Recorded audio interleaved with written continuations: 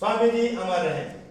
जैसा कि हमारे दर्शकों को मालूम है कि स्वामी ब्रह्मानंद विराट मेला महोत्सव चैरिटेबल ट्रस्ट द्वारा बहुत सारे विभागों के जो है इंटरव्यू चल रहे हैं एक महोत्सव के अंतर्गत।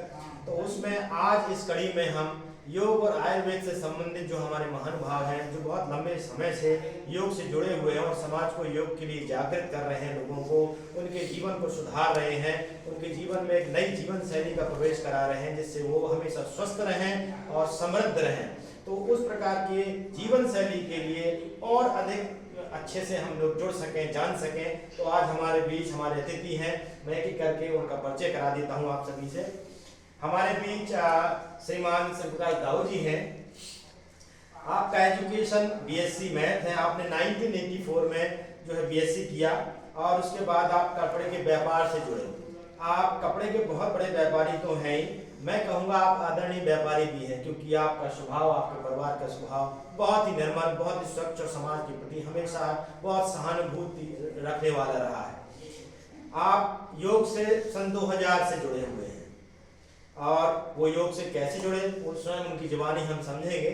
आप 2000 में योग से जुड़े और पतंजलि योग से आप 2006 में उनके जो शिविर चलते रहते हैं प्रशिक्षण के 9 दिन के, उसमें आप शामिल हुए और आपने प्रशिक्षण हासिल करके उस पतंजलि योग से आप जुड़े और भारत स्वाभिमान ट्रस्ट में महामंत्री के रूप में आपने 2006 से 2010 तक काम किया। आप 2011 से भारत स्वाभिमान ट्रस्ट में जिला प्रभारी हैं और अभी वर्तमान में उसी पद पर आप सेवा दे रहे हैं। आपने बहुत सारे शिविरों में भाग लिया है, बहुत सारे शिविर ऑर्गेनाइज भी कराए हैं, जैसे नौगांव में, छतरपुर में, हमीरपुर हमारा जो जिला ही है, और इंदौर में, मतलब अपने जिले से बाहर भी आप जाते हैं और लगभग 200 से ज़्यादा शिविरों में आपने पार्टिसिपेट किया है, उनका संचालन किया है, मार्गदर्शन किया है। आपकी जो पत्नी है वो भी योग से बहुत अच्छे से जुड़ी हुई हैं, वो भी भारत स्वाभिमान ट्रस्ट में महामंत्री के रूप में समाज की सेवा कर रही हैं। आप उत्तर प्रदेश कपड़ा उद्योग व्यापार मंडल के महामंत्री भी हैं। आप जो हमारे इस कस्बे में जीआरबी नाम से जो विद्यालय है उसमें आप आजीवन सदस्य हैं और स्वामी परमानंद जी, जिनको युग पुरुष कहा जाता है, जिस उपाधि से वो अलंकृत हैं, वो एक बहुत महान सन्यासी हैं और संत हैं। आप उन्हीं के आश्रम में अखंड परम धाम जो आश्रम है उसकी समिति में संरक्षक के रूप में सेवाएं दे रहे हैं। तो आपका बहुत लंबा परिचय है मुझे कहना चाहिए, क्योंकि आप समाज से बहुत लंबे समय जुड़े हैं और हमेशा ही समाज में अच्छे कार्यों के प्रति सजग रहते हैं। आप मेला जल विहार समिति जो हमारी आठ में है उसमें योग प्रभारी के रूप में आजीवन सदस्य भी हैं। आपकी जो कक्षाएं चलती हैं योग में, 2 विशेषताएं मैं आप लोगों को बताना चाहता हूं कि सन 2007 से बिना एक भी दिन रुके एक योग कक्षा से छोटे लाल विद्यालय में चल रही है। 2007 से तो आप अंदाजा कर सकते हैं कि कितने वर्षों से बिना एक भी दिन गैप किए हुए समाज की जागृति के लिए, उनके भले के लिए निरंतर कक्षा चल रही है। और एक और कक्षा पिछले 3 साल से सागर दर्शन पार्क जो हमारे यहाँ है वहाँ सतत चल रही है। तो इस प्रकार से आप जो है अपने जीवन का तो कल्याण कर ही रहे हैं, अपने जीवन को स्वस्थ समृद्ध बना रहे हैं, लेकिन आपने समाज को भी एक नई दिशा में उनके स्वास्थ्य के बेहतर रहे उसके लिए आप सदा सतत रूप से जो है जब से योग से जुड़े हैं समाज को जागृत कर रहे हैं। आपका इस कार्यक्रम में बहुत बहुत स्वागत है। मेरे बगल में मूलचंद जी हैं। आप जो है शिक्षा में आपने इंटर किया है सन 1967 में और आपकी आयु करीब 77 साल हो गई है। आप सन 1972 से योग से जुड़े हुए हैं। आज 52 साल आपको हो गए हैं योग से जुड़े हुए, ये 53वां साल है और आप देख सकते हैं कि वो किस प्रकार से फिट हैं, स्वस्थ हैं और मुझे लगता है मुझसे भी ज़्यादा स्वास्थ्य बेहतर है। आप ने स्वामी रामाचार्य जी जब यहाँ राठ आए तो काफ़ी लंबे समय तक वो यहाँ 15-18 साल तक रहे। आप उनके सानिध्य में शिक्षा प्राप्त करते रहे। वो बाल योगी थे और उन्होंने कई प्रकार की शिक्षाओं में मूलचंद जी को पारंगत किया और फिर उसके बाद उन्होंने समाज की सेवाएं भी, अपने जीवन को तो इस दिशा में मोड़ा ही, उसके साथ साथ कई योगिक क्रियाओं के द्वारा समाज की सेवा की है। आप अखिल भारतीय जो श्री माली महासभा उत्तर प्रदेश के आप संरक्षक हैं। उसमें जिला ऑडिटर भी आप हैं। अखंड परम धाम जो समिति हमारे यहाँ है, जो मैंने बताया योग पुरुष श्री परमानंद जी की, उसमें आप ऑडिटर हैं। और जन सेवा समिति जो हमारे जिले की है, उसमें भी आप ऑडिटर के रूप में सेवा दे रहे हैं। हमारे यहाँ रामलीला समिति जो मेला का आयोजन करती है, उसमें आप सदस्य हैं। और जीआरबी जो विद्यालय हमारे राट में, उसमें आप आजीवन सदस्य भी हैं। आप योग व्यायामशाला जो हमारी चंदन पोखरिया राट में ही लगती है, उसके आप ट्रस्टी भी हैं। आप पतंजलि योग समिति से जुड़े हुए हैं और उसमें योग सह जिला प्रभारी के रूप में सेवाएं दे रहे हैं। आप जो है बहुत सारी ऐसी प्रतियोगिताओं में भाग लेते हैं जो जिले स्तर पे होती हैं, मंडल स्तर पे होती हैं। आपने राष्ट्रीय स्तर पर भी प्रतियोगिता में भाग लिया है। आपने ऐसी प्रतियोगिता में भाग लिया जिसमें 32 जो है उत्तर प्रदेश में 32 जिले के लोग जो है उसमें आए हैं और आप उसमें गोल्ड मेडलिस्ट हैं। आपने राष्ट्रीय स्तर पर भी 5वां स्थान प्राप्त किया है जब योग प्रतियोगिताएं हुई। आप बहुत अच्छी योगिक क्रियाओं को जानते हैं। उन सारी योगिक क्रियाओं के बारे में हम आपसे जानेंगे। आप जो मैंने आपको बताया, जो कंपटीशन हुआ था अभी डॉक्टर अंबेडकर जो इंटरनेशनल सेंटर है ऑडिटोरियम न्यू दिल्ली में, वहाँ पर ऑर्गेनाइज किया गया था। उसमें आप जो है योगा एक्सपर्ट के रूप में रिकॉग्नाइज हुए हैं। तो आपका इस कार्यक्रम में बहुत बहुत स्वागत है मूलचंद जी। आपके बगल में श्री सुरेश सोनी जी हैं। आपने एजुकेशन में बीए किया है सन 1998 में। आपने पीजी डिप्लोमा किया है योगा विज्ञान में 2010 में। आप जो है दस्तावेज लेखक हैं अभी वर्तमान रूप में 2021 से। उससे पहले आप ज्वेलरी का काम करते रहे हैं। आप लंबे समय से, मुझे कहना चाहिए कि शायद बालकाल से ही आरएसएस से जुड़े हुए हैं। आपने बहुत लंबे समय से समाज की सेवा की है। आप नगर कारवा के रूप में आरएसएस में रहे और सह जिला कारवा के रूप में भी आप आरएसएस से जुड़े रहे हैं। आप सरस्वती शिशु मंदिर जो राट में है विद्यालय है, उसमें आप अभी भी सह प्रबंधक हैं। व्यापार मंडल में जो सर्राफा संघ है उसमें आप मंत्री रहे हैं, कोषाध्यक्ष भी रहे हैं। जन सेवा संस्थान जो हमीरपुर की एक संस्था है उसमें आप अध्यक्ष हैं अभी। भारत स्वाभिमान ट्रस्ट में आप सह जिला प्रभारी के रूप में सेवाएं दे रहे हैं। आप 2008 से योग से जुड़े हैं और योग क्लासों का संचालन भी कर रहे हैं, शिविरों में जहाँ पार्टिसिपेट कर रहे हैं। आप हमारे यहाँ जो स्वर्णकार्ड धर्मशाला है उसमें आप महामंत्री भी रह चुके हैं। आपकी एक विशेष बात भी है कि बुंदेलखंड जो साहित्य परिषद है उसमें आप बाल्यकाल से जुड़े तो हैं, लेकिन योग जो हम क्रियाएं करते हैं और आसन वगैरह करते हैं उसको आपने एक रचनात्मक रूप दिया है, आपने काव्य का भी रूप दिया है। उसके बारे में हम आपसे जानेंगे। तो भाई साहब आपका इस कार्यक्रम में बहुत बहुत स्वागत है। मेरे सामने पुष्पेन जी लोधी बैठे हुए हैं। आप जो है आपने एजुकेशन में बीएससी किया है। 1999 में आपने बीएससी को पूरा किया और आपने उसके बाद बीएड किया सन 2004 में। आप एलआईसी इंडिया से 2004 में जुड़ गए हैं और लंबे समय से एलआईसी में सेवा दे रहे हैं। इस समय आप CLIA के पद पर हैं। आपके अंडर में 100 एजेंट हैं और आप कानपुर मंडल में जो मंडल होता है उस एलआईसी में उसके आप अध्यक्ष हैं और बहुत अच्छे से ये काम कर रहे हैं। आप भी योग से लंबे समय से जुड़े हुए हैं। आप भारत स्वाभिमान ट्रस्ट में तहसील युवा प्रभारी के रूप में समाज की सेवाएं कर रहे हैं। हमारे यहाँ जो लोधी महासभा है उसमें आप जिला कोषाध्यक्ष भी हैं। पुरातन छात्र परिषद जो DNB डिग्री कॉलेज में जो ओलमनाई होता है उसका जो एक संगठन चलाते हैं कॉलेज की बेहतरी के लिए, आप उसमें उपाध्यक्ष के रूप में विद्यालय की सेवा कर रहे हैं। सन 2007 से आप योग से जुड़े हुए हैं और योग की कक्षाओं का संचालन करते हैं, बहुत सारे शिविरों में पार्टिसिपेट करते हैं। सर आपका इस कार्यक्रम में बहुत बहुत स्वागत है। हमारे बीच रौनक जी हैं, बहुत युवा हैं। आपने BSc किया है सन 2017 में और उसके बाद आप एक्चुअली योग की तरफ आपका बहुत अच्छा रुझान रहा, तो आपने योग में ही योग साइंस में आपने योगा डिप्लोमा किया है 2018 में और आप प्रोफेशनली 2 योगिक कंपनीज में काम कर चुके हैं जिनका नाम सर्वा योगा स्टूडियो मुंबई है जिसमें आपने 5 साल तक सर्विसेज दी हैं और दीवा योगा जो कंपनी है उसमें आपने 3 साल तक प्रोफेशनली सर्विस दी है। तो आप प्रोफेशनली लोगों को योगा सिखाते हैं और उनकी समस्याएं दूर करते हैं, हेल्थ इश्यूज के बारे में जो उनको जानकारी देते हैं योग के माध्यम से। If they practice yoga they can cure themselves. So ये सारी चीज़ें आप जो है समाज में एक सेवा के रूप में दे रहे हैं और अपना अपना कैरियर तो उसमें बना ही रहे हैं। आपका बहुत बहुत स्वागत है इस कार्यक्रम और शुभकामना भी आपके ब्राइट फ्यूचर के लिए।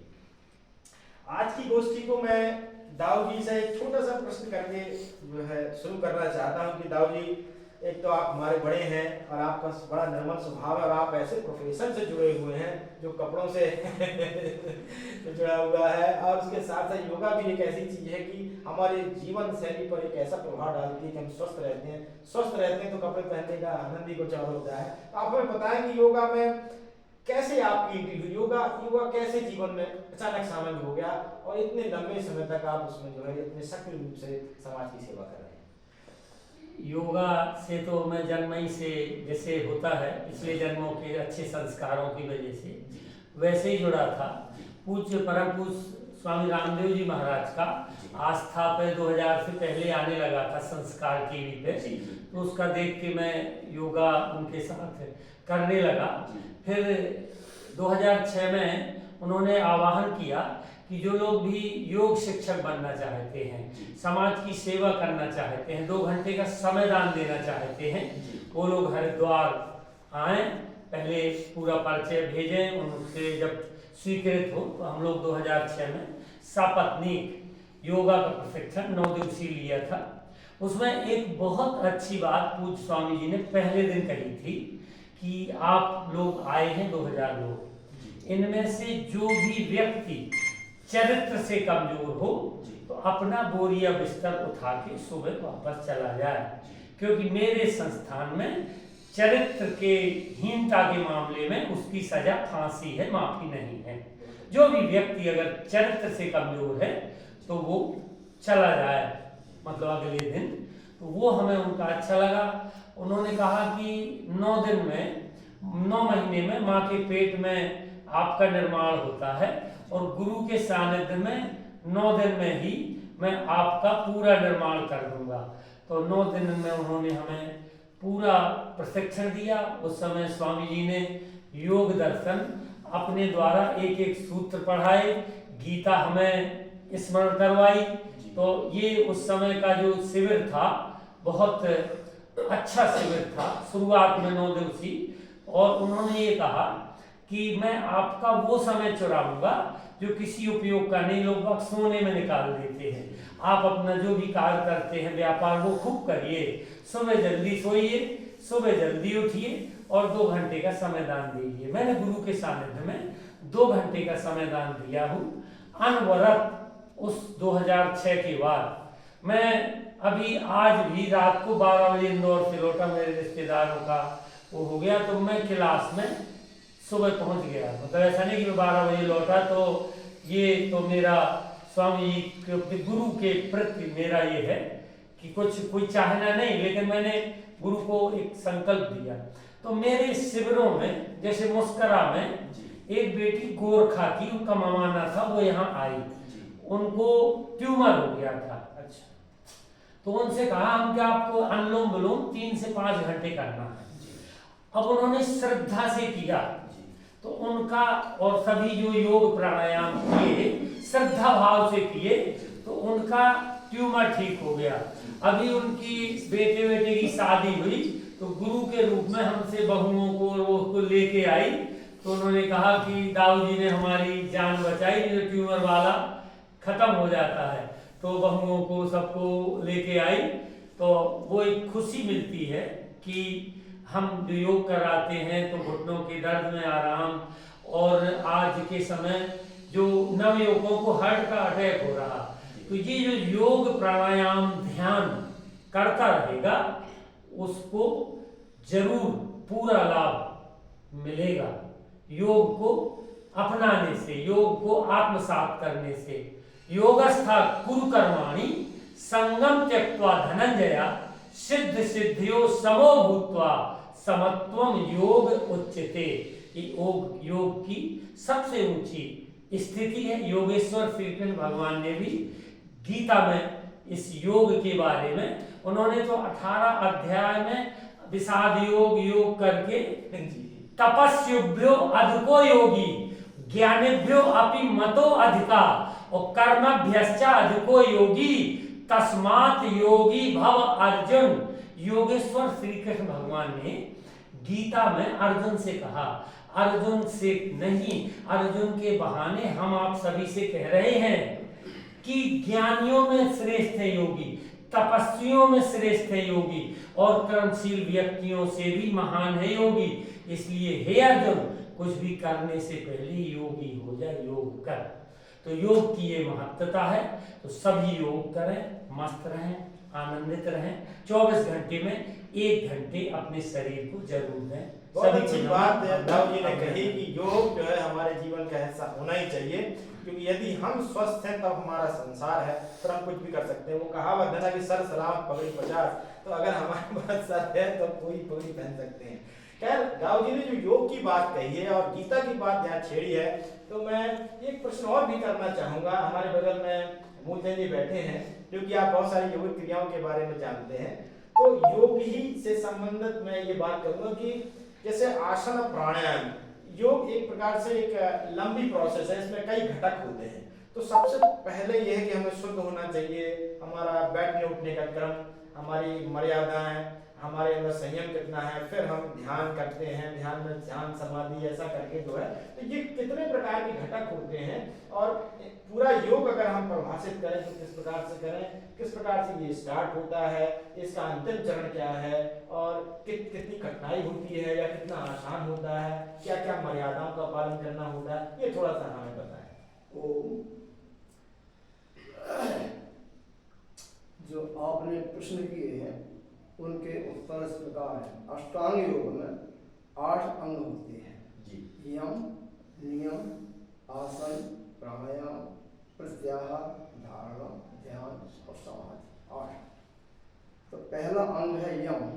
यम में भी 5 भाग होते हैं, अहिंसा, सत्य, अस्तेय, ब्रह्मचर्य, अपरिग्रह। इनमें भी 3-3 होते हैं। जैसे अहिंसा, तो मन से भी अहिंसा हो, कर्म से भी अहिंसा हो और वचन से भी अहिंसा हो। ये नहीं कि हम कहें कुछ, करें कुछ और बोलें कुछ और मन में कुछ। तो इसी तरह से सत्य में अहिंसा, सत्य में आपको सत्य बोलना है, तो ये भी तीनों प्रकार का लागू होता है उसमें। इसके अलावा है ब्रह्मचर्य। ब्रह्मचर्य में 3 प्रकार के ब्रह्मचर्य तो हैं ही, इसके अलावा वानप्रस्थ और संन्यास, ये 5 प्रकार का हो जाता है। अपरिग्रह, अपरिग्रह का मतलब है कि हमें अनावश्यक चीज का भंडारण नहीं करना है। मान लो हमें 2 गाड़ी की जरूरत है, तो हमें 2 ही रखना चाहिए, ये नहीं कि हम 5 लेके रख रहे हैं।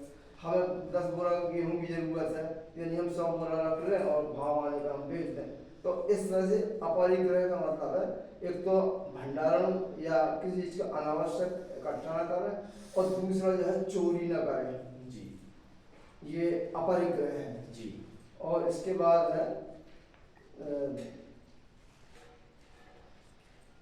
अहिंसा, सत्य, अपरिग्रह और अस्तेय, नियम। इसके बाद है नियम। नियम में भी 5 अंग हैं, शौच, एक संतोष, तप, स्वाध्याय, ईश्वर प्रणधान और 5। तो शौच में मन की पवित्रता, इसमें भी मन की पवित्रता होनी चाहिए, और पवित्रता में भी तीनों अंग लागू होते हैं, मन से, वचन से और कर्म से। और संतोष, संतोष का मतलब है कि जो कुछ जितना अपने पास है उसी में हमें संतोष करना है, मन से भी, कर्म से भी और वचन से भी। फिर स्वाध्याय, स्वाध्याय अच्छी पुस्तकों का पठन पाठन मनन ये सब करना स्वाध्याय, वो भी 3 प्रकार से है, यानी मन, क्रम और वचन से। फिर इसके बाद ईश्वर प्रणधान, यानी ईश्वर में अपना एक लगाव होना, भक्ति मार्ग और ईश्वर के प्रति अपना ध्यान, ये सब जरूरी है कि वो होना चाहिए। मैं दर्शकों से कहना चाहूंगा कि इस बात को आप बड़े ध्यान से सुने, क्योंकि योग जिसके बारे में सब समझते हैं कि ये केवल आसन लगाने की विधि है, ये योग केवल इतना ही नहीं है। योग आपके शरीर, भौतिक शरीर से कहीं और आपको आध्यात्मिक दृष्टिकोण से भी जोड़ता है, जहां आप पूर्ण रूप से जो है स्वास्थ्य को पारंगत होते हैं। तो इसमें और भी जो क्रियाएं बता रहे हैं सर, इसमें उठना बैठना, स्वच्छ रहना, अपने आचरण को कैसे रखना, अपना चरित्र कैसे हासिल करना, ये सारी चीजें, तो इसे बड़ा ध्यान से सुने। योग एक लंबी क्रिया है और इसमें इतने लंबे समय तक आप रहे हैं तो आप समझ सकते हैं कि कितना बैलेंस, कितना संयम चाहिए इनको धारण करने के लिए। बताइए। हाँ, तो अब आते हैं इसके बाद तीसरा अंग आसन का। आसन तो बहुत प्रकार के हैं जी, लगभग 300 से ऊपर आसन है, जैसे पशु पक्षी और कई प्रकार की आसन है, वो 300 के ऊपर है। लेकिन हमारे स्वामी रामदेव जी ने इतना सरलीकरण कर दिया है कि खास आसन है, हर अंग का प्राणायाम व्यायाम सब कुछ हो जाए और स्वस्थ बना रहे। इस आसन तो बहुत है। जिस समय हम सीखते थे उस समय हम जिससे भी कहें कि चलो भैया आसन प्राणायाम कर ले, तो आदमी के मन में कुछ ऐसी जो है शंकाएं थी कि ऐसा हो कि हम अगर श्वास रोक लें और फिर वापस ना आवे, तो इस तरह की धारणाएं थी। तो उस समय लोग मतलब जाने से कतराते थे। तो आसन तो कई प्रकार की हैं और इसके बाद आता है प्राणायाम। जी, प्राणायाम भी कई प्रकार के हैं। प्राणायाम में भी स्वामी रामदेव जी ने 8 प्रकार के प्राणायाम दिए हैं। प्राणायाम 8 प्रकार के, और बल्कि हमारे तो स्वामी जी ने करीब 25-30 प्रकार के प्राणायाम सिखाए थे और सब करते रहे हैं। स्वामी रामदेव जी ने उसी में से छटनी करके उनको शॉर्ट कर दिया है। और हमने हृदय सम प्राणायाम और हाथ फैला करके, हाथ ऊपर करके, कई प्रकार के प्राणायाम उन्होंने जो है कराए हैं। इसके अलावा इसके बाद आता है प्रत्याहार। प्रत्याहार का मतलब है कि आहार विहार आदमी का शुद्ध होना चाहिए, अहिंसक होना चाहिए। तो अगर हमारा आहार और विहार, खाने पीने का समय और शुद्ध चीज और पर्याप्त, यानी कि हम भूखे रहें तो भी गलत है और ज़्यादा खाना भी गलत है, तो प्रत्याहार में ये सब चीज़ें आती हैं। अब इसके बाद आता है धारणा। धारणा एक ऐसी चीज है कि धारणा के पहले कुछ और भी चीजें होती हैं। धारणा करने का मतलब होता है कि हम किसी एक स्थिर सुखासन, एक किसी आसन पर स्थिर हो कि हम घंटे 2 घंटे 3 घंटे बैठ सकें, उसके लिए हमें धारणा करना पड़ती है। और धारणा तब से पूरी होगी जब हम यौगिक क्रियाएं, जितने भी अभी क्रियाएं हैं, लेती, ध्रुति, संघ प्रक्षालन, बस्ती, बजरौली, त्राटक, ये तमाम क्रियाएं हैं, जलनेसी, सूत्रनेसी, तो जब ये करेंगे तो हमारा शरीर उससे शुद्ध होगा। हर अंग, यानी बाहर तो हमारे आसनों से शरीर शुद्ध हो जाता है और वर्जिश हो जाती है, लेकिन जो अंदर के अंग हैं वो प्राणायाम से होते हैं और योग क्रियाओं से उसकी सफाई होती है। तो उसके अंदर कोई कचरा न रहे हमारे, तो उसके पूरी होने के बाद हम धारणा में पारंगत कहलाएंगे, यानी हम धारणा के लायक हम बनेंगे। और जब धारणा हमारी पूरी हो जाएगी तो एक चीज और होती है त्राटक। त्राटक को कम से कम 8-10 मिनट तो एक बिंदु पर ध्यान टिका करके करना चाहिए। और जब इतना हो जाए तो जब धारणा करेंगे हम, तो धारणा में बिल्कुल नहीं हिला जाता है। जैसे मोमबत्ती की लौ अगर हवा लग गई तो हिलेगी, तो इसी तरह से मोमबत्ती की लौ की तरह जो है आपको बिल्कुल पत्थर की तरह, चट्टान की तरह बैठना है। और धारणा में, ध्यान में, फिर भौहों के मध्य में और उसका ध्यान टिकाना है। जैसे हम बाहर त्राटक करते हैं, एक बिंदु पर ध्यान टिकाते हैं, उसी तरह से हमको जो है ध्यान में और एकाग्र होकर के हमें जो भी आपको चित्र पसंद हो, भगवान की मूर्ति पसंद हो, जो चीज़ पसंद हो, उसको आप आंख बंद करके और उसको अपलक होकर के, मतलब एकाग्र चित्त होकर के आपको उसका ध्यान करना है। ध्यान के बाद आती है समाधि। तो समाधि एक इतना ऊंचे स्तर का काम है कि वो उसमें हम कुछ बता नहीं सकते। देखो स्वामी जी ने तो बताया है सब कुछ, लेकिन वो हम कर नहीं पाए। इसके अलावा यौगिक क्रियाओं में हमने जो है संत प्रक्षालन, यानी पेट की सफाई पूरी संत प्रक्षालन से होती है। पानी पी कर फिर लेट जाओ, फिर पानी पियो फिर लेट जाओ, इस तरह से पूरी पेट की सफाई हो जाती है।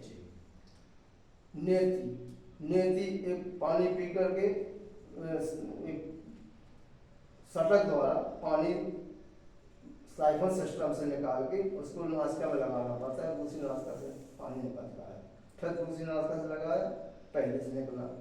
इसके बाद है जलनेति। जलनेति के बाद है ये आपका सूत्र नीति।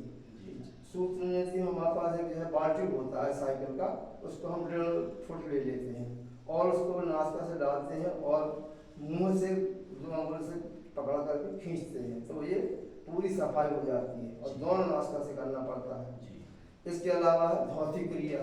धौती क्रिया हमारे यहाँ स्वामी जी ने करीब 6 अंगुल चौड़ी मलमल की पट्टी और करीब 20 मीटर यानी 30 फुट लंबी, यहाँ हजारों मरीजों को उन्होंने क्रिया कराई हैं, सिखाई हैं, हमको भी सिखाई। तो हमने हजारों मरीजों को तो वहाँ अपने निर्देशन में तो आप देख सकते हैं कि लंबी प्रक्रिया है योग। मतलब सिर्फ इतना ही नहीं कि आप आसन कर लेते हैं और थोड़ा सा डिफरेंट टाइप ऑफ पोस्चर्स, केवल इतना नहीं है। इसमें आपको बताया गया है कि कंप्लीट कैरेक्टर है योगा का।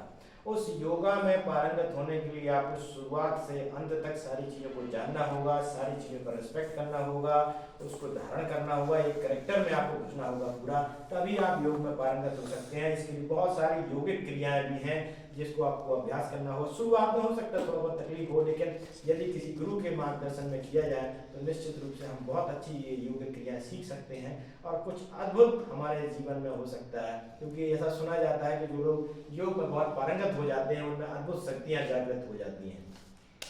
उसके बारे में बाद में चर्चा करेंगे। मैं हमारे बीच में रौनक जी हैं, आप जो है प्रोफेशनली जो है योगा सिखाते हैं, तो मैं आपसे प्रोफेशनली क्वेश्चन करना चाहता हूँ, क्योंकि बहुत सारे लोग आज जॉब कर रहे हैं जी। आप देख रहे हैं शहरों में लोग सुबह ऑफिस चले जाते हैं जब सूर्य नहीं निकला होता है और वो ट्रैवल करते हैं क्योंकि, और शाम को जब आते हैं तो सूर्य फिर अस्त हो जाते हैं। तो ऐसा हो जाता है कि 6-6 महीने तक सूरज के दर्शन नहीं होते हैं। And I was also part of that process. तो मैं ये कह सकता हूँ कि मैं इस चीज़ को जानता हूँ। तो ऐसे लोग कैसे समय निकालें अपने योग के लिए, और 10-15 मिनट का कोई योग आप ऐसा बताएं कि वो उतने समय में अपने आप को फिट रख सकें। पहले तो बहुत बहुत धन्यवाद आपका कि मुझे आप इस ब्रह्मानंद जी के जो कार्यक्रम में आपके द्वारा ऑर्गेनाइज किया जा रहा है यहाँ पे, उसमें आपने मुझे बुलाया।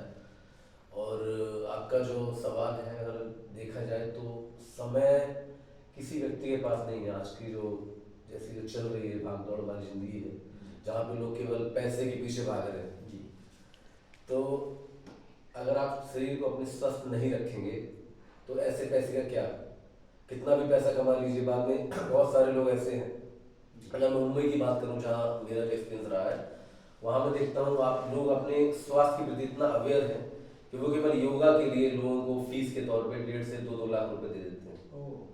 हाँ, 1 साल के लिए। उसमें भी वो योगा भी ज्वाइन कर रहे हैं, उन्होंने जिम भी ज्वाइन कर रखी है। कुल मिला के ये है कि अपने शरीर में जो उन्होंने खाया पिया है, बहुत सारी कैलोरी कैसे बर्न करनी है, इसके हिसाब से वो अपने आप को ज़्यादा से ज़्यादा, पता चला सुबह उन्होंने योग किए 1 घंटे, इसके बाद उन्होंने जिम भी की, शाम को देखा पार्क में ढूंढते हुए मिल रहे, वहाँ पे 10 किलोमीटर रनिंग की।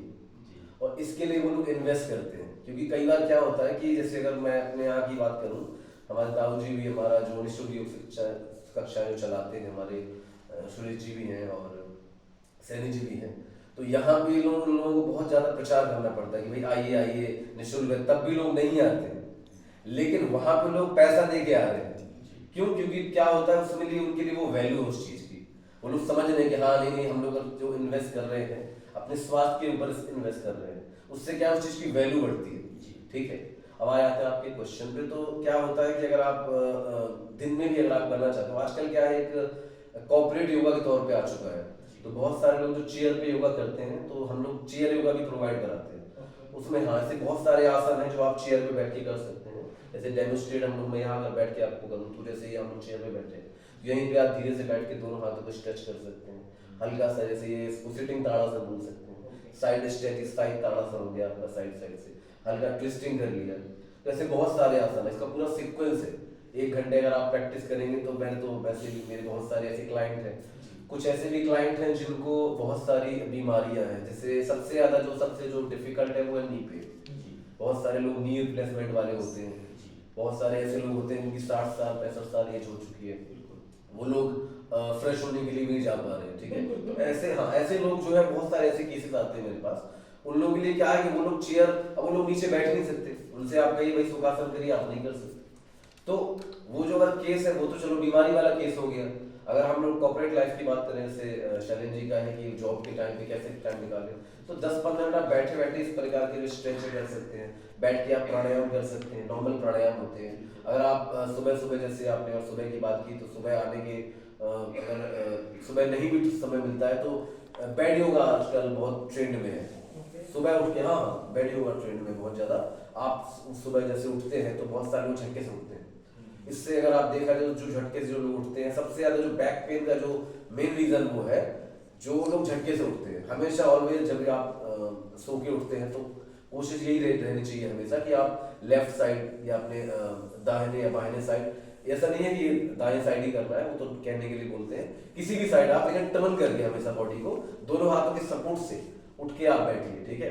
कुछ लोग बेड में आसन करते हैं, बहुत सारे नॉर्मल आसन जिसमें ज्यादा आपके पेट पे प्रेशर ना आए, ऐसे आप आसन कर सकते हैं। क्योंकि कई बार क्या होता है, जैसे सुबह सुबह उठे पेट तो भरा हुआ है ना, और योगा का जो मेन होता है वो होता है एटलीस्ट या तो आपका पेट खाली हो या कम से कम 4 घंटे का गैप हो आपके खाने के और प्रैक्टिस करने के बीच में। तो सुबह सुबह ऐसे नॉर्मल ऐसे आसन कर सकते हैं बहुत सारे। और ऐसे अगर आप समय निकालेंगे कि हाँ नहीं 10-15 मिनट हमें अपने शरीर को देना है, तो आप ऑफिस टाइम में नॉर्मल आसन कर सकते हैं। कुछ लोग तो ऐसे भी क्लाइंट है जो आप बता रहे हैं ना, शाम वाली बात है, 9 बजे रात को क्लास करने आते थे, ऐसे लोग भी थे क्लाइंट मेरे, 9 बजे रात को वो लोग, क्योंकि उनको पता है कि नहीं अगर हम लोग नहीं करेंगे तो हम लोग बीमार होंगे, आज नहीं करेंगे तो जब हमारी 60 साल की हो जाएगी तब हमको करना पड़ेगा, इससे बेहतर है कि अभी से करें। हाँ, एक और क्लाइंट की छोटा सा और समय लूंगा थोड़ा सा। एक मेरे मेंबर आते हैं, ही इज 75 ईयर ओल्ड, वो 75 साल के, वो लोग वो मुझे ज्वाइन करते हैं यूएस से, कृष्ण बाजार नाम उनका। तो 75 साल की उम्र में वो बैठ नहीं पाते नीचे अच्छे से, बट फिर भी वो चेयर में योगा करते हैं। तो मतलब कितने अवेयर लोग हैं, वो लोग पैसा देते हैं, अच्छा खासा अमाउंट पे करते हैं, लेकिन क्यों? क्योंकि उनको पता है कि भाई करते रहेंगे तभी हम लोग लंबे समय तक जिंदा रह पाएंगे। ये बहुत इम्पोर्टेंट है। देखिए, कभी कभी हम ये समझते हैं कि हम जीने के लिए कमा रहे हैं इस बात को यूं भी कहें, क्या कमाने के लिए जी रहे हैं? तो इन दोनों सेंटेंसों में कहीं ना कहीं हमें अपने आप को खोजना होगा कि हम कब अपने लिए समय निकालते हैं। ये बात बिल्कुल सही है कि हम बहुत सारी जिम्मेदारियों के लिए अपने जीवन को बहुत सारी प्रोसेस में धकेलते हैं, और रोजगार के लिए, परिवार की जिम्मेदारी के लिए, कुछ जीवन में अचीव करने के लिए, सोशल रिस्पॉन्सिबिलिटीज के लिए। लेकिन आप ये सब तब कर सकते हैं जब आप स्वस्थ रहें। जब आप स्वस्थ रहेंगे तभी आप कुछ बेहतर कर पाएंगे। इसलिए ज़रूरी है कि हम अवेयर रहें। जैसा कि भैया ने बताया कि वो बहुत सारे फॉरेन क्लाइंट से आपके जुड़े हुए हैं, यदि वो ठीक से बैठ भी नहीं पा रहे हैं, लेकिन बिकॉज दे कैन पे, तो समझ लीजिए कि आज उनके पास पैसा तो है पर स्वास्थ्य नहीं है। तो यदि हम स्वास्थ्य पर पहला प्राइमरी फोकस रखें, तो यदि हमारे पास पैसा थोड़ा कम भी है तो भी हम खुश रहेंगे। ये चीज़ है, और ऑफकोर्स अवेयर होना भी चाहिए। और योग करने के लिए कोई एज तो है नहीं, अगर आप कर सकते हैं तो बहुत सारी ऐसी विधाएं हैं जिसमें आप किसी भी एज में अपने आप को फिट रख सकते हैं, क्योंकि आप प्रोफेशनली योगा सिखाते हैं। तो इसी से जुड़ा एक सवाल मैं सुरेश जी से करना चाहूँगा कि आज हमारे देश में एक देश ने शुरुआत की है और हम कहीं अचीव कर पाए हैं कि 21 जून को हम विश्व योगा दिवस मनाते हैं। ये योगा दिवस हम मनाते हैं, लेकिन बहुत सारी जागरूकता की आज भी ज़रूरत है। मुझे नहीं लगता कि देश पूरा अगर एक विश्व को एक परिवार मान लिया जाए तो इवन 25% ऑफ पीपल, मतलब अभी भी योग के प्रति समझिए 75% लोग जो है जागरूक नहीं है। ओनली 25% अगर बहुत अच्छा मान लेते हैं, सही बात। तो अभी बहुत सारे योग शिक्षकों की ज़रूरत है, अच्छे ट्रेनर्स की ज़रूरत है, जो अपने आप से तो बेहतर हैं लेकिन उनको ट्रेन करना भी आता हो दूसरे को एक सही दिशा में प्रशिक्षण दे सकें। तो एक अच्छा शिक्षक बनने के लिए, शिक्षक बनने की क्या क्या आवश्यक चीजें हैं? पहले तो बहुत बहुत धन्यवाद परम पूज्य स्वामी जी के इस कार्यक्रम में, और योगा का कार्यक्रम आपने किया, ये बहुत ही इतना महत्वपूर्ण चीज़ है। जैसे कि अभी रौनक जी से आपने पूछा कि लोग कैसे समय निकालें, लेकिन मैं इसके बारे में ये कहना चाहूँगा कि यदि आप योगा नहीं करेंगे, अपने शरीर को फिट नहीं रखेंगे, तो आपके पास समय रहेगा ही नहीं। इसलिए उस समय से समय चुरा करके और प्रतिदिन 1 घंटा तन के लिए, हमारे परम पूज्य स्वामी रामदेव जी भी कहते हैं, और आरएसएस में चूंकि मैं बाल्यकाल से संगठन में रहा हूँ, वहाँ भी एक घंटे तन के लिए, 1 घंटे बतन के लिए, जब हम ये सिद्धांत रखेंगे, क्योंकि कुछ बातें हैं, मैं जैसे आपके प्रश्न का उत्तर देता हूँ उसके पूर्व थोड़ा सा बात कहना चाहता हूँ कि जैसे हम लोग योगा नहीं करते हैं तो बहुत छोटी सी बात है, हम शौच के लिए जाते हैं, और जो लोग योगा नहीं करते, टहलने नहीं जाते, अपनी आहार दिनचर्या ठीक नहीं रखते, उनको हो सकता है कि वो 30 मिनट में वो अपने शौचालय से बाहर निकले। लेकिन यदि आप योगा करते हैं तो ज़्यादा से ज़्यादा 3 मिनट मैक्सिमम, तो आपका जो 27 मिनट बचा उसमें आप योगा कर सकते हैं। बिल्कुल बिल्कुल, बहुत इसलिए हमें योग के लिए समय देना ही पड़ेगा। लेकिन अगर हम योग के लिए समय देंगे तो आपका बहुत सारा समय जो 24 घंटे में आपका यूजलेस जाता है, वो यूजफुल होकर के आप उसको योगा में कर सकते हैं। दूसरा, योग शिक्षक के लिए जैसा आपने प्रश्न किया कि अच्छा योग शिक्षक बनने के लिए क्या करना चाहिए, तो मैं आपको बता दूं कि चूंकि राष्ट्रीय स्वयं सेवक संघ की शाखाएं लगती थी, उनमें प्राणायाम भी अवश्य नहीं था, परंतु उसमें प्राणायाम के प्रतीक रूप में जो आसन होते थे, प्राणायाम उसमें सांस के द्वारा, वो प्राणायाम का दूसरा प्रतिरूप था। तो आसन और सूर्य नमस्कार हम अभ्यस्त थे। उसी समय 2006 में जब परम पूज्य स्वामी जी के यहाँ से दाऊ जी वहाँ से लौट कर आए, उसके पूर्व भी हमारे कुछ प्रचारक आए, तो उन्होंने स्वामी रामदेव जी ने चूंकि 1995 से ये कार्यक्रम प्रारंभ किया, तो धीरे धीरे कुछ सूचना तंत्रों के माध्यम से, टीवी के माध्यम से, और बीज तो वो हमारे शिशु मंदिर के पढ़े हुए छात्र हैं, बीज हम में पहले से थे, तो उसको ग्रहण किया। जैसे दाऊ जी आए तो हमारा भी उसमें रुचि रखी और हम भी साथ में क्लासें लगाने लगे। इसके बाद 2008 में हमने भी 1 सप्ताह का पूरा योग का शिविर किया। योग शिक्षक उस समय स्वामी जी बना रहे थे, फिर हमने उसके लिए योग कई सहयोग शिक्षकों के लिए कई बार उसके शिविर लगाए। तो योग शिक्षक के लिए ये पर्याप्त है कि जैसे योग कक्षा 6 बजे से प्रारंभ होती है, तो 15 मिनट पूर्व योग शिक्षक पहुंचे और उसकी पूर्ण तैयारी हो। उसमें हमें कितने योगा आसन कराना है, कितने प्राणायाम कराना है, उसके लिए स्वामी सदैव स्वामी रामदेव ने एक पैकेज दिया है। उसमें कुछ आसनों के साथ जैसे 12 पोज उन्होंने आसनों को उसके कर दिए आपके योगों के। फिर इसके बाद कुछ बैठ करके जो अपने कुछ ट्विस्टिंग वगैरह कर दिए, और इसके बाद 8 प्राणायाम का एक पैकेज रखा। उसमें विशेष रूप से भस्त्रिका, कपालभाति, त्रिबंध, अग्निसार, आपका उज्जाई प्राणायाम और अनुलोम विलोम, भ्रामरी, उद्गीत और ध्यान, ये जो 8 प्राणायामों का पैकेज रखा है, एक सम्यक पैकेज। दूसरी बात, कुछ स्वरूपों में उन्होंने परिवर्तन किया, जैसे भस्त्रिका नवयुवकों के लिए बहुत तेज करना चाहिए, जो बुजुर्ग हैं उनको कुछ धीरे से करना चाहिए, जिनका हाई ब्लड प्रेशर रहता है उनको कपालभाति तेजी से करना चाहिए, जिनका लो रहता है उनको तेजी से और जिनको हाई रहता है उनको धीमे से करना चाहिए। लेकिन उन्होंने एक सम्यक रूप दिया कि सभी आयु वर्ग के लोग शिविरों में आते हैं, किसी को किसी प्रकार का नुकसान ना हो, इसलिए उन्होंने एक सम्यक रूप दिया कि एक स्ट्रोक 1 सेकंड, यानी कि 60 सेकंड में कपालभाति करना, लेकिन एक स्ट्रोक 1 सेकंड। बाकी हम लोग अपनी सभी शारीरिक स्थिति के अनुसार, अपनी क्षमता, शक्ति के अनुसार, सामर्थ्य के अनुसार हम लोग उसको कर सकते हैं। तो पहली बात तो ये है कि जैसा कि आपने बताया, तो योग शिक्षक बनने के लिए सबसे पहले अपने आप को फिट रखना, क्योंकि आप मार्गदर्शक हैं।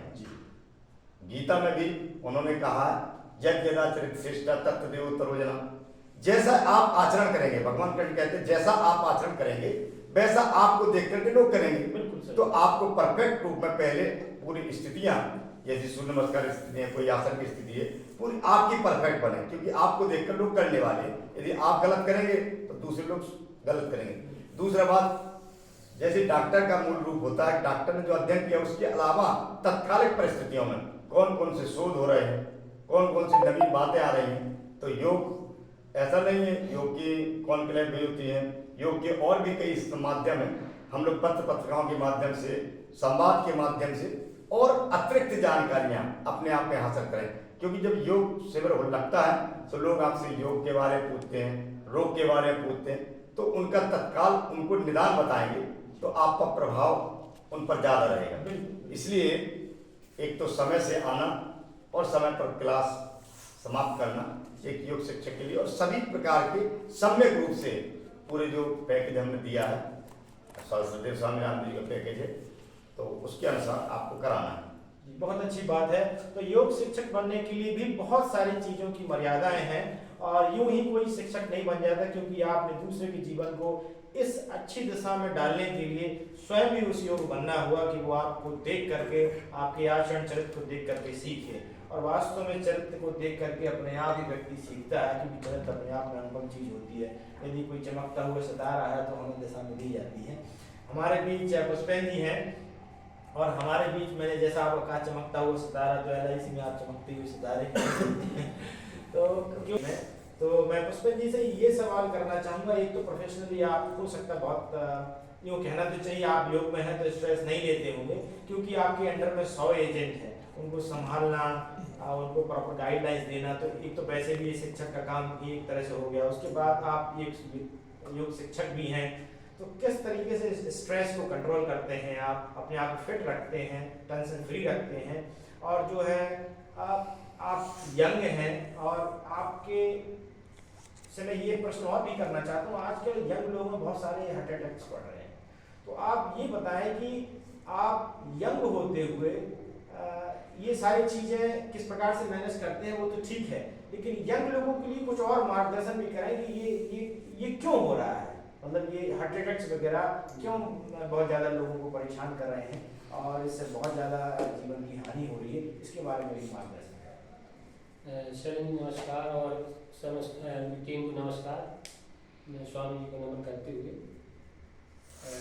जो आज के समय में हार्ट अटैक की जो बहुत बीमारियाँ आपने देखनी होगी, एकदम आदमी चलते चलते गिर जाता है, ये आज का जो खान पान है ना, खान पान से ये सारी समस्याएं पैदा हो रही हैं, क्योंकि ये सिस्टम नहीं है। जैसे हमारे अंदर में 100 एजेंट हैं, वो अपना, यदि हम योग से जुड़े हुए हैं, तो हमें कोई स्ट्रेस नहीं होता बिल्कुल, मतलब जैसे कि दिन भर हमने काम किया और सुबह अपना ये बेड जो जितनी भी डिस्चार्ज होती है वो पूरा रिचार्ज हो जाती है, मतलब एकदम एनर्जी से भरा हुआ। अगर कोई भी व्यक्ति अगर योग से जुड़ता है तो उसको ये बीमारी, हार्ट अटैक की बीमारी या किसी भी प्रकार की बीमारी कभी हो ही नहीं सकती। यदि है भी तो वो पूर्ण रूप से सही हो जाएगी, बस उसको पूर्ण विश्वास होना चाहिए कि उसको निरंतर जो टाइम होता है, टाइम और मतलब कितनी उसमें मतलब वेरिएंट में करना है उसको, अगर वो सारा कुछ रहेगा तो ना पहले अगर उसको है तो वो बीमारी सही हो जाएगी, और अगर हो रही है तो बिल्कुल सही हो जाएगी, और अगर मतलब उसको हो चुकी है तो वो भी धीरे धीरे पूरा क्योर हो जाएगी। और रही स्टेज वाली बात, तो स्टेज तो अगर जो व्यक्ति योग से जुड़ा हुआ है उसको स्टेज तो रहते ही नहीं, बिल्कुल एकदम अपने आप को तरोताजा महसूस करता है। जब सुबह हम लोग योग करने जाते हैं और योग करने के बाद जब आते हैं तो पूरा एकदम फ्रेशनेस रहती है, और जो हम काम करते हैं वो दुगनी एनर्जी के साथ दिन में काम करते हैं। कभी कितना भी घर में तनाव हो या मतलब बाहर तनाव, कभी कोई तनाव होता ही नहीं, मतलब वो ऐसे हंसते हंसते सारी चीज़ें निकल जाती हैं, और कभी किसी प्रकार की ये नहीं कि बहुत तनाव आ गया, बहुत स्ट्रेस आ गया, ये कभी नहीं। ये सारी जितना भी है योग के माध्यम से होता है। और हम जो अपना खान पान है, जो विदेशी खान पान है, आदमी का भागम भाग की जिंदगी है, आदमी सही से खाना नहीं खा रहा, काम करने में रात दिन लगा हुआ है, ये सारी हृदय जो अपना आघात पहुंच रहा है, इन सब चीज़ों से पहुंच रहा है। तो मेरा सभी जितना भी यहाँ हमारी टीम बैठी हुई है और पूरा आपकी टीम बैठी हुई है, सभी से मेरा निवेदन है कि 1 घंटा तन के लिए, 1 घंटा बटन के लिए, 1 घंटा तन के लिए और 1 घंटा बदन के लिए जरूर देना चाहिए, तो बिल्कुल निरोग रहेंगे और कभी कोई बीमारी नहीं लगेगी। यदि बीमारी आ भी रही है तो वो भी आपसे दूर हो जाएगी, और कोसों दूर रहेगी वो बीमारी। तो बस ये बहुत अच्छी बात है, क्योंकि जब खान पान कहते हैं ना, जैसे जैसे खाओ अन्न वैसा रहे मन और स्वास्थ्य भी, तो ये बात आपने बहुत अच्छी कही कि यदि हमारा स्वास्थ्य हमें अच्छा रखना है तो खान पान ही प्राइमरी चीज़ है। और उस पर हमें फोकस करना होगा कि कब खाना है, क्या खाना है, कितना खाना है, और हमारा परिवेश कैसा होना चाहिए, कितना स्वच्छ और नीट एंड क्लीन वो होना चाहिए। ये बहुत अच्छी बात आपने कही, उसके लिए आपका धन्यवाद। मैं दाऊ जी से ये जानना चाहता हूँ कि क्योंकि आपकी धर्मपत्नी भी बहुत इसमें योग में आगे हैं और उनका भी अपना एक ग्रुप है और वो महिलाओं को भी इस चीज़ में प्रेरित कर रही हैं, तो मुझे ज़रा ये बताएं, क्या महिलाओं के लिए कोई वर्गीकरण होता है? क्या कोई ऐसा होता है कि पुरुष वर्ग ज़्यादा बेहतर योगा कर सकते हैं और महिलाओं के लिए योगा नहीं है, या फिर ऐसा है कि महिलाएं कम जागृत रहती हैं, या फिर ऐसा है कि महिलाओं को हम मौका नहीं देते हैं? तो और क्योंकि देखा गया है कि कुछ एज के बाद महिलाओं को थोड़ा सा शारीरिक रूप से मोटापा आ जाता है या थोड़ी सी प्रॉब्लम होती है, तो महिलाओं के लिए थोड़ा सा क्या योगा है और ये योग एक्चुअली सबके लिए समान है, इस पर थोड़ा सा आप बताया जाए। आपका पुनः बहुत बहुत धन्यवाद। पूज्य स्वामी जी के श्री चरणों में नमन। महिलाओं का पहला तो ये होता है कि अगर उनको गर्भावस्था है तो उसके लिए अलग योग स्वामी जी ने पैकेज बनाया है कि आपका बच्चा प्रज्ञावान हो, उसके लिए आपको डीप ब्रीदिंग सहजता से करना है जितना कर सकें। भाई प्राण ही औषधि है, जो हम सांस ले रहे हैं मात्र ऑक्सीजन नहीं, प्राणवायु है, प्राण ऊर्जा है, वाइटल एनर्जी है, वाइटल फोर्स है जो हमें जीवंतता दे रही, चेतनता दे रही। तो प्राणायाम कुछ नहीं है, गहरी सांसें लेना छोड़ना ही प्राणायाम है। जो गहरी सांसें लेता छोड़ता रहेगा वो निरोगी हो जाएगा। अभी एक जांच, एक रिसर्च आई है, तो उन्होंने कैंसर के ऊपर रिसर्च की है, तो उन्होंने बताया cancer cells not be lives in oxygenated environment. Cancer की कोशिकाएं उन्हीं में बढ़ती हैं जिनके शरीर में कार्बन डाइऑक्साइड की अधिकता होती है। जो प्राणायाम करता है, ऑक्सीजनेटेड ब्लड हार्ट से फिर पूरे शरीर में प्रवाहित होता है, तो प्राणायाम सर्व रोगों का नाश करता है, आसन कर पाए चाहे ना कर पाए। जब आप प्राणायाम करेंगे तो गहरी सांसें लेंगे, ऑक्सीजन मिक्स हो जाएगा हार्ट में जाके उस ब्लड में, तो ऑक्सीजनेटेड ब्लड होगा तो घुटने का दर्द, हार्ट के ब्लॉकेज, हार्ट के आर्टरी सब ठीक हो जाएंगे। अब माताओं बहनों में एक एज के बाद उनके हार्मोनल इम्बैलेंस भी होते हैं, एक तो उनका कोई ऐसा कोई अलग योग नहीं है। योगा कर्मसु कौशलम, योग जैसे जो सहज कर सके उसकी आवृत्ति बढ़ाना है। पूज्य स्वामी जी ने उसको आवृत्ति, केवल औपचारिकता नहीं, ये भी कर लियो। जैसे घुटने का दर्द है तो ये वाले अभ्यास, ज्यादा देर खड़े होकर पानी नहीं पीना, बैठ के पानी पीना, नहीं तो घुटने में दर्द होगा। वातांश, छोटी छोटी चीजों को आत्मसात करना है। वातांश की चीजें नहीं लेना, बैगन, खट्टी चीजें, विरुद्ध आहार, रात में दही नहीं लेना, जो रात में दही लेगा उसके घुटने में दर्द होगा। तो विरुद्ध आहार से बचना है। दूध के साथ नमक नहीं लेना, नहीं तो चर्म रोग होगा, छाजा नकोरता होगा। कोई अलग नहीं है। जब गर्भावस्था है तो उसके लिए कठिन आसन नहीं करना, महिलाओं को सहजता से सभी के लिए सहज योग करना है। सहज योग करेंगे तो स्वस्थ रहेंगे, मस्त रहेंगे, आनंदित रहेंगे, तृप्त रहेंगे। सनी जी, मैं आपसे ये सवाल करना चाहता हूँ कि लोकल स्तर पर, क्योंकि आप योग की कक्षाओं में सक्रिय हैं यहाँ पर, और जैसी हमारी कक्षा से विश्वविद्यालय में अंदर चल रही हैं, सागर दर्शन भी चल रही है, और आप बहुत, मैं देखता रहता हूँ इंडस वैली में भी आप जाते हैं, योग दिवस में भी बहुत जगह पार्टिसिपेट करते हैं, RSS में भी योग जो है शामिल है। तो आप ये बताएं कि अभी लोकल स्तर पर अगर देखा जाए तो हमारा जनमानस कितना योग के लिए जागृत है, और इसके साथ साथ ये तो आप स्टडी मुझे बताएं कि हमारा लोकल में कितनी जागृति की भी और आवश्यकता है, क्योंकि आपने जो काव्यांजलि का निर्माण किया है योग के विषय में, उस पर भी थोड़ा सा प्रकाश डालें, हम जान सकें कि ये क्या चीज़ है। पुनः आपको धन्यवाद। जैसा कि आपने कहा कि जागरूकता की बात, अवेयरनेस, तो स्वास्थ्य के प्रति सरकार की ओर से, जैसे कि आपने पहले चर्चा की थी कि विश्व योग दिवस 21 जून को मनाया जाता है।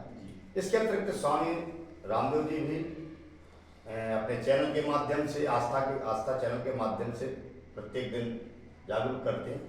अन्य संगठन और भी बहुत संगठन है, श्री श्री रविशंकर प्रसाद इंद्र शंकर जी और अन्य लोग, कई योगा के अपने विवेकानंद क्लब हैं वगैरह, इस तरह से कई लोग, दक्षिण भारत में भी कई योग के एक संस्थाएं हैं जो कि योग का प्रचार करती हैं। लेकिन जो जहाँ तक कहा आपने स्थानीय स्तर पर, तो स्थानीय स्तर पर हम लोग की एक पूरी टीम है, पूरे जिले में काम करती है, नगर में भी काम करती है और हम लोग प्रयास करते हैं अधिक से अधिक शाखाएं इसकी बढ़ें। और परंतु होता क्या है कि चूंकि योग शिक्षक स्थानीय स्तर पर जब तक स्थानीय लोग तैयार नहीं होंगे, जैसे मान लीजिए हमने किसी गांव में योग लगाया तो हम लोग प्रतिदिन गांव में नहीं जा सकते, वहां के स्थानीय लोग ही पूरे रूप से तैयार हों, उनमें से ही कुछ 2-4 लोग ऐसे हों जो योग करा सकें, क्योंकि हम लोग समय समय पर जा सकते हैं लेकिन प्रतिदिन उनको नहीं जा सकते, क्योंकि हम लोगों को पूरे जिले में अन्य जगह जाना है। तो इसके लिए विस्तार होना कहीं अपने आप स्वयं जागरूक होना पड़ेगा। लोगों को भले ही एक गांव में 8-10 लोगों की टीम बन जाए, वो पूर्ण रूप से स्वस्थ रहेगा वो गाँव। तो इसलिए हम तो ये सबसे यही आशा करते हैं कि अपने लिए, दूसरे के लिए नहीं, हम अपने लिए, लेकिन उसमें हम अपने स्वार्थ के पीछे दूसरे का प्रमाण भी कर देते हैं। ऐसा काम है जब हम सुबह 1 घंटे निकालते किसी पार्क में गए, वहां 10 लोग आ गए, हमने उनको भी करा दिया, अपना स्वार्थ सिद्ध हुआ, साथ साथ परमार्थ हो गया। बहुत अच्छी बात। आम के आम गुठलियों के दाम, इससे अच्छा क्या हो सकता है। और जहां तक योग काव्यांजलि की बात की तो मैं 2006 में अपने दाऊ जी के साथ योग के संस्था में जुड़ा और अचानक ये आया कि योग शिक्षकों के लिए पुनः आमंत्रण किया गया है। तो बहुत जल्दी, चूंकि मेरे बाल्यकाल से ही मैं कविता लिखने का शौकीन था, तो मुझे ऐसा लगा कि स्वामी रामदेव जी से मिलने के बाद मुझे कुछ ले जाना चाहिए। तो बहुत जल्दी में मैंने 3-4 दिन के अंदर वो रचनाएं जो मुख्य प्राणायामों की थी, कुछ आसनों की थी, वो रचनाएं करके एक योग काव्यांजलि पुस्तक तैयार की और स्वामी श्रद्धेय स्वामी रामदेव जी ने उसका अनावरण भी किया वहाँ पर। इसके बाद हुआ क्या कि उसका ऐसा सौभाग्य हमारा नहीं रहा कि उसकी दोबारा प्रतियां छपवा सकें। उसमें फिर मैंने जब कोरोना काल रहा तो उसमें एक आसनों पर भी बहुत कुछ लिखा हुआ है, लेकिन अब दोबारा कभी अवसर मिलेगा तो दोबारा पूरी पुस्तक का प्रकाशन किया जाएगा। मैं कुछ आप प्रकाश डालना चाहता हूँ कि जैसे मान लो सबसे पहले भस्त्रिका प्राणायाम है, तो मैंने 4 लाइनों में भस्त्रिका प्राणायाम को पूर्ण किया। जैसे जब विद्यालय में जाते हैं तो उन छोटी छोटी कविताओं के माध्यम से बच्चों को पूरा योगी बना देते हैं। जैसे भस्त्रिका प्राणायाम 4 लाइनों में, पूरी श्वास भरे फिर छोड़े, क्रिया यही है भस्त्रिका। 1 लाइन में पूरी क्रिया होगी, पूरी श्वास भरे फिर छोड़े, क्रिया यही है भस्त्रिका। दमा अस्थमा रोग मिटा दे, औषधि ऐसी भस्त्रिका। आयु वृद्धि करे, निस्दिन स्वस्थ बनाए भस्त्रिका। रंध्र फेफड़ों की योग के लिए सबल बनाए भस्त्रिका। ये मैं पूरा भस्त्रिका प्राणायाम हो गया। हम गद्य में कई मिनटों तक उसको करेंगे, लेकिन इस 4 लाइनों में पूरा साथ आ गया। काव्य का यही विशेषता होती है। एक कुंडलिया एक विधा धारा है, उस कुंडलिया में मैंने ज्यादातर कुंडलियों में उसको प्रयोग किया।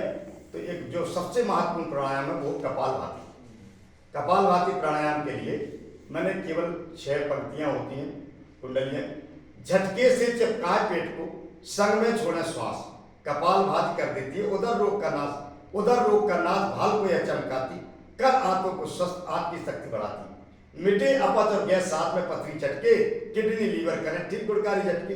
बहुत आसान तरीके से जो हम विद्यालय में कराते हैं या कहीं कराते हैं, थोड़ा सा प्रभावी हो जाता है। और बाकी प्रत्येक प्राणायाम के अनुलोम विलोम है। अनुलोम विलोम का विशेष महत्व है, क्योंकि आपका रक्त संचार से लेकर के पूरा न्यूरोलॉजी सभी कुछ ठीक हो जाता है उससे। तो बाई इड़ा और दाई पिंगला क्रमशः सांसें भरती, एक भरे और दूजी छोड़े नाड़ी शोधन करती। इड़ा पिंगला के घर्षण से ऊर्जा बढ़े अपार, जाय सुनना भीतर वायु करी शक्ति संचार। दाया स्वर है सूर्य देव का, बाया होता चंद्र, सूर्य शक्ति का दाता है तो शीतलता देता है चंद्र। जब बाएं से साथ बने तो हमें भक्ति आती, और दाहिनी साथ हमें दिव्य शक्ति पहुंचाती। शक्ति भक्ति सम्मिश्रण से होता व्यक्ति महान, अनुकरण करता है प्यारे उसका सारा जहां। पूरे योग का सारांश इस अनुलोम विलोम में आ जाता है। इसलिए छोटी छोटी कविताओं के माध्यम से जब हम योग कराते हैं तो योग थोड़ा प्रभावी हो जाता है। बहुत सुंदर। आप देखिए कि जैसे पहले सुना है कि कई बार जो काव्य लिखे जाते, बड़ी बड़ी पुस्तकें लिखी जाती थी, उसमें जो है एक सूत्र हुआ करते थे, वो सूत्र हम याद कर लेते थे तो पूरी प्रोसेस जो है बहुत जल्दी हमारे दिमाग में आ जाती थी और सूत्रों के माध्यम से कम्युनिकेशन भी बहुत ईजी होता था और हम आइडेंटिफाई कर देते थे कि हाँ ये जैसे कोई कमांड होता है मिलिट्री में, तो वो कमांड हम याद कर लेते तो हमें मालूम है क्या प्रोसेस करनी है। तो इसी प्रकार से ये कमांडिंग आप समझ लीजिए कि बहुत अच्छी तरीके से की है। दाऊद जी, मेरा एक सवाल है आपसे, क्योंकि हम लोग भारत स्वाभिमान ट्रस्ट से जुड़े हुए हैं और बहुत समय से जो है भारत देश में वो बहुत अच्छा काम कर रहा है। स्वामी जी ने है मानसिक ही नहीं, शारीरिक नहीं, आर्थिक रूप से भी भारत को सबल करने का प्रयत्न किया है और बहुत सारे लोगों को रोजगार दे रहे हैं और बहुत सारे उनकी संस्था जो है बहुत अच्छे से ग्रो कर रही है। बिजनेस मॉडल के रूप में भी वो सब बहुत अच्छे तरीके से हुए। कभी उनका, जहाँ तक मुझे ज्ञान था, जब मैं शेयर मार्केट से हल्का से जुड़ा हुआ था, तो 10,000 करोड़ की कंपनी भी उनकी बनी। तो ये बहुत अच्छी सक्सेस है। मैं मानता हूँ इसके लिए स्वामी जी ने जो काम किया है वो काबिल तारीफ है और ये मतलब उनकी जितनी तारीफ की जाए कम है। लेकिन आज बहुत सारे लोगों में ये सुनने में आता है कि जो उनके प्रोडक्ट्स हैं जो स्टार्टिंग में आते थे अब वैसी शायद क्वालिटी नहीं है या वो प्रोडक्ट हल्के महंगे हो गए हैं, तो ऐसा क्या वास्तव में ऐसा हो रहा है? जो जो उनके कंज्यूमर्स हैं, आप थोड़ा इसको प्रकाश करें। एक्चुअल में जो स्वामी जी की बहुत बड़ी यूनिट पदार्था में लगी हुई है। जी। स्वामी जी एक सन्यासी हैं, उनका उद्देश्य पैसा कमाना नहीं है। जनरल लोग बाग मेरे पास भी आते हैं कि स्वामी जी गाय का घी बेचते हैं, इतना घी इतनी गाय है क्या स्वामी जी के पास? तो वो हम शुरू से जुड़े हैं। तो स्वामी जी कर्नाटका केवल उत्तर प्रदेश को छोड़ के, यहाँ मिलावट की बहुत आदत है लोग बागों की। हम कर्नाटक और जगह दूध को कलेक्ट करते हैं, वहाँ से मक्खन निकलता है, मक्खन कंटेनर में आके हरिद्वार में गाय का घी पैक होता है। कोई भी व्यक्ति पैक गाय के डिब्बे को लेबोरेटरी में चेक करा सकता है। इसमें दो चीज़ों का मिलावट होती है, या तो उसमें मछली या किसी का वो मिलाते हैं या केमिकल मिलाते हैं। तो हमारा स्वामी जी का कोई भी प्रोडक्ट, अब दूसरी बात, आप कोई भी प्रोडक्ट में किसी प्रकार की मिलावट नहीं है। टनों स्वामी जी ने हीरे की भस्म, हीरे से भस्म बना दी है, टनों सोने की भस्म बना दी। हीरे की भस्म कैंसर में काम करती है, सोने की भस्म आपको पूरा स्वर्ण का बना देगी। तो जिसमें कैंसर, उसमें भस्म डाली जाती है, तो पूरा ध्यान दिया जाता है। दूसरी बात, आज जैसे किसी हार्ट के अटैक के लिए अर्जुन की छाल सबसे अच्छी है। अब जो अच्छी क्वालिटी की हम इसकी दालचीनी की वो मंगवाएंगे तो वो महंगी पड़ेगी। आज जैसे 65 रुपया की 100 ग्राम पिसी दालचीनी मिलती है, आप घर में पीसोगे तो नहीं हो पाएगी। 100 ग्राम पतंजलि का त्रिफला चूर्ण, जिसमें हरड़ बहेरा आंवला है, वो 30 रुपया का 100 ग्राम है। तो ऐसा महंगा नहीं है। अब लोग बाग क्या सोचते हैं, अब एक चीज बताइए, जैसे किसी हल्दी में मिलावट होगी, धनिये में मिलावट होगी, हमारा प्रोडक्ट अगर 3 से 5 रुपया महंगा है, अगर आपकी किडनी को खराब नहीं कर रहा, मेरी हल्दी में, मेरी धनिया में किसी न गाय की लोंद मिली, ना कोई कितनी मिलावटें हो रही, वो मिलावट नहीं हो रही। वो मिलावट वाला खाएंगे तो आपकी किडनी नहीं खराब होगी। थोड़ा महंगा लिया लेकिन वो आपके शरीर के लिए सस्ता पड़ेगा। बिल्कुल कोई मिलावट नहीं हो रही, पूरी ट्रांसपेरेंसी के साथ कार्यक्रम में 2006 से जुड़ा हूँ। हम पूरा घूमे हैं, बहुत बड़ा एरिया है। च्यवनप्राश पहले एक्टर को दिखवा के करवाते थे, स्वामी जी ने जब से किया एक्टरों को च्यवनप्राश का प्रचार करवाना बंद कर दिया। च्यवनप्राश में सबसे अच्छी क्वालिटी डाली जाती है, आपका सर्दियों में जाड़ा नहीं लगेगा, आपके फेफड़े ठीक होंगे, घुटने का दर्द भी ठीक होगा। तो हमारा प्रोडक्ट में किसी प्रकार की कोई मिलावट नहीं। स्वामी जी का उद्देश्य केवल भारत को आर्थिक रूप से भी सशक्त बनाना है। स्वदेशी का कोई विकल्प नहीं था।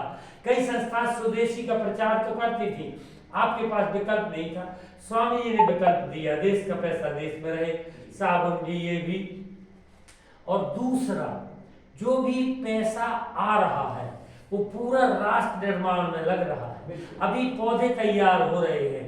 जो हमारे गुरुकुल के वहाँ गुरुकुल जो खुले हैं उसमें केवल 25% पैसा लेते हैं, 70% की सब्सिडी दी जाती है।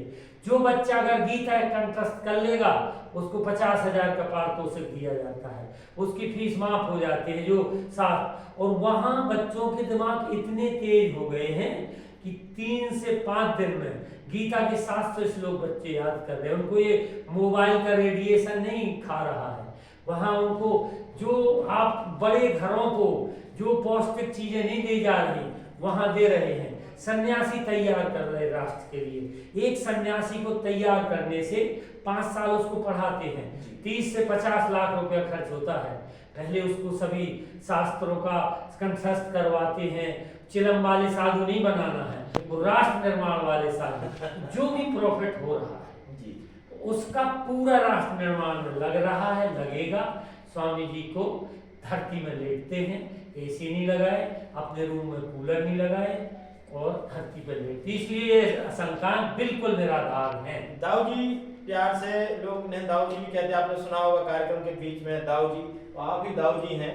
और ये सवाल मैंने जानबूझ के ही किया है क्योंकि बहुत सारे लोगों में ये शंकाएं आ जाती हैं, वो अपने या फिर अपने थॉट से ये बोलते हैं। तो ये समझिए, क्या कोई व्यक्ति किसी भी रूप में अगर वो कहीं किसी भी आयाम में जन समुदाय का भला करता है तो वो अधिकृत है प्राकृतिक रूप से। ऐसा नहीं है कि उसे परमिशन देनी पड़ेगी। उदाहरण के लिए अगर कोई हमारे सामने गिर जाता है तो हमारी स्वयं की संवेदना उसे मदद करने के लिए जाती है, इसलिए हमें किसी से आज्ञा लेने की आवश्यकता नहीं है। तो स्वामी जी ने हमें एक राष्ट्र भाव से जोड़ा है, उन्होंने मानसिक रूप से शारीरिक रूप से हमें स्वस्थ तो किया ही है। और यदि वो एक आर्थिक आयाम में भी देश को जो है आगे लेकर जाना चाहते हैं, अब बहुत अच्छे लोगों का चरित्र निर्माण करना चाहते हैं, तो ये बहुत आवश्यक हो जाता है कि हम ये समझें कि इंटरनल प्रोसेसिंग कैसी। जैसे दाऊ जी ने बताया कि वहाँ प्रोसेस बहुत नीट एंड क्लीन है। और यहाँ से एक संदेश ये भी निकल के आता है कि यदि हम किसी व्यक्ति से कहते हैं कि किसी कंपनी का प्रोडक्ट ठीक नहीं है या वो क्वालिटेटिव नहीं है, तो पहले तो आप वहाँ जाके इंस्पेक्ट करें और उसको समझें। और दूसरी बात यह है कि अपने आप में भी इंट्रोस्पेक्ट करें कि क्या वास्तव में हम कितने शुद्ध हैं, क्योंकि जो प्रोडक्ट है वो किसान उगाते हैं। किसान उसमें जो यूरिया केमिकल डालते हैं तो पहले तो वही चीज़ जो है बहुत अशुद्ध हो जाती है। उसके बाद क्योंकि कोई भी कंपनी जाके खेती तो करती नहीं है, तो वो जो है प्रोसेसिंग करती है उसकी। तो यदि चीज़ पहले से खराब है तो कहीं ना कहीं उतनी शुद्ध नहीं हो पाती है। तो इस मंच के माध्यम से हम सभी किसानों से भी प्रार्थना करते हैं, कोशिश करें यूरिया केमिकल का कम इस्तेमाल करें, कीटनाशक का कम इस्तेमाल करें, क्योंकि आपकी उगाई हुई चीज़ें औषधि के रूप में आपके पास लौट करके आनी है, आपके परिवार के पास आनी है, जन समुदाय के पास जानी है। तो योग का माध्यम तो हमें मानसिक स्वास्थ्य तो मानसिक और शारीरिक रूप से स्वस्थ करता ही है, लेकिन यदि जो प्रोडक्ट्स बन रहे हैं आपके द्वारा, यदि वो शुद्ध आपके किसानों की भूमि से निकल के प्रोसेसिंग में जाएंगे तो निश्चित रूप से आप सवाल भी कर पाएंगे कि भाई ऐसे अशुद्ध नहीं होना चाहिए। यदि कंपनियां ऐसे अशुद्ध कर रही हैं तो उनको दंडित किया जाना चाहिए। और यदि किसान स्वयं इसमें मिलावट कर रहा है तो उसे जागृत होना चाहिए, क्योंकि आप किसान हैं, पूरे देश के जीवन हैं, आप अन्नदाता हैं, इसलिए कोशिश करें कि हमारी चीज़ों में मिलावट ना हो। आज की गोष्ठी में हमारे बीच जो अतिथि आए, उन्होंने अपने इस त्यौहार के मौसम में भी, दिवाली का समय है, अपना अमूल्य समय भी निकाला, उसके लिए हम आपके बहुत बहुत आभारी हैं, बहुत बहुत धन्यवाद करते हैं। आपने इस गोष्ठी को बहुत फ्रूटफुल बना दिया है, बहुत उपयोगी बना दिया है। मैं दर्शकों का अनुरोध करूंगा कि इस गोष्ठी को आप पूरा सुने और आप देखें कि आपकी लोकल में कितने अच्छे लोग और कितने अनुभवी संघर्षशील लोग हैं जिन्होंने अपने जीवन को तो परिवर्तित किया ही है, वो आपके जीवन को भी सुंदर बनाने में लगे हुए हैं। आपका बहुत बहुत धन्यवाद। नमस्कार।